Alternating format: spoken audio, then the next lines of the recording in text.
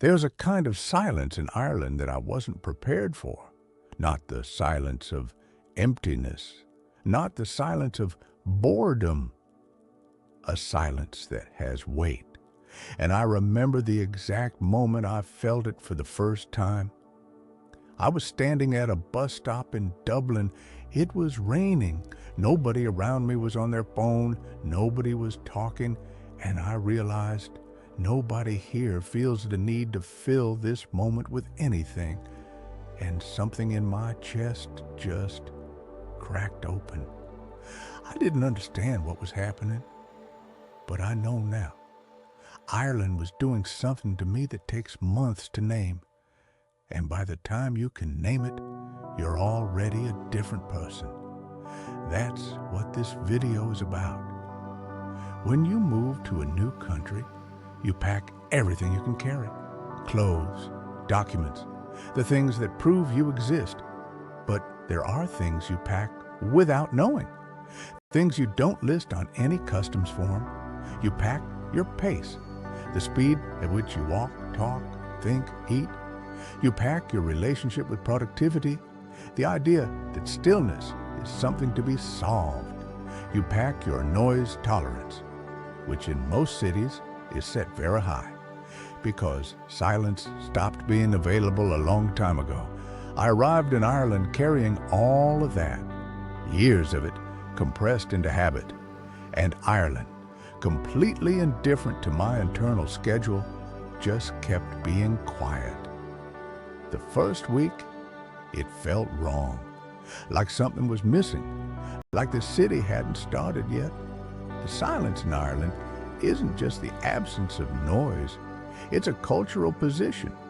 Irish people have a different relationship with empty space, in rooms and conversations in time. They don't treat silence as a problem. They don't rush to fill it. An Irish person will pause mid-conversation for 3-4 seconds before answering, not because they're uncomfortable, but because they're actually thinking about what to say. I had a conversation with a man in a pub in Galway, completely ordinary, nothing special, and at one point, he just stopped talking for a moment, looked out the window at the rain, and said nothing for about 6 seconds. 6 seconds of silence in a conversation. I counted. In my previous life, 6 seconds of silence meant something was wrong. It meant someone was angry or bored or had given up on a conversation. Here, it meant he was just thinking. And I realized, sitting there, that I had forgotten that silence was allowed, that thinking before speaking was allowed, that you didn't owe anyone a constant stream of words just to prove you were engaged. This is the moment. Let it land. That realization hit me harder than I expected, because if I had forgotten that silence was allowed in conversation, what else had I forgotten? The thing about silence, real silence, the kind that Ireland has in abundance, is that it's not neutral. It doesn't just sit there quietly. It starts asking questions. When you can't fill every moment with a podcast, a scroll, a conversation, a distraction, the questions you've been postponing start arriving. Slowly, without drama. But they arrive. For me, they started arriving around week 4. Small questions first. What do I actually like to eat when I'm not eating for convenience? What does my body feel like when I sleep 8 hours without an alarm? What do I think about when there's nothing I'm supposed to be thinking about? Then bigger ones. Am I happy? Not happy in the photo, not happy by comparison, but actually, quietly, in a Tuesday afternoon way, am I okay? Ireland created the conditions for those questions, not by doing anything dramatic, not by being some kind of spiritual destination, just by being a place where nobody expected me to be constantly producing, performing, or optimizing. And that space, that quiet, unhurried space is more radical than it sounds, because most of us haven't had it in years. There are three kinds of silence in Ireland, and understanding them changed how I operate everywhere. The first is conversational silence. Already talked about this, but there's more to it. Irish conversation has rhythm that includes pauses. Those pauses aren't dead air. They're processing time. When you adapt to that rhythm, your own conversations improve. You stop saying things you don't mean just to fill space. You stop agreeing with things just to keep the flow moving. You become, accidentally, more honest. The second is environmental silence. Even in Dublin, a real city with traffic and people and life, there are constant pockets of quiet. Parks that people actually use, not as shortcuts, but as destinations. Streets that feel like streets, not corridors.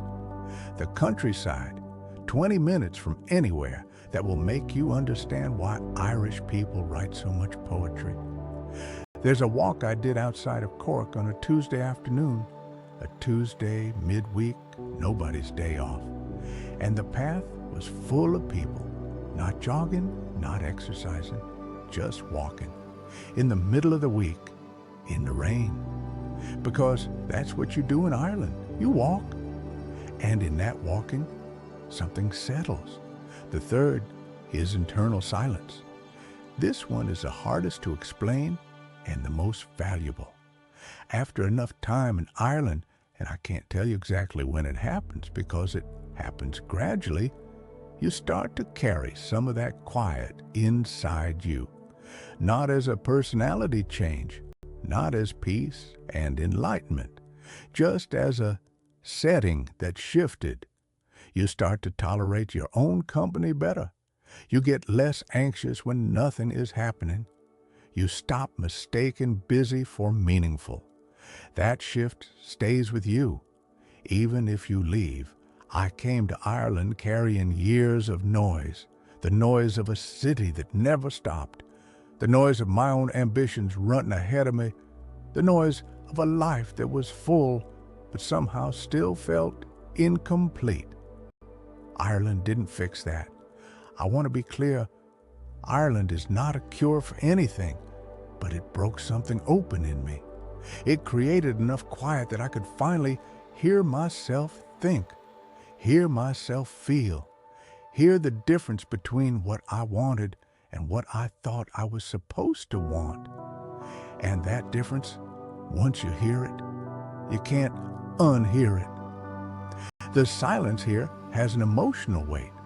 I wasn't prepared for it, but I'm grateful for it. If you're in Ireland right now and you're in that confused first stage where the quiet feels like loneliness and the pace feels like stagnation, stay with it.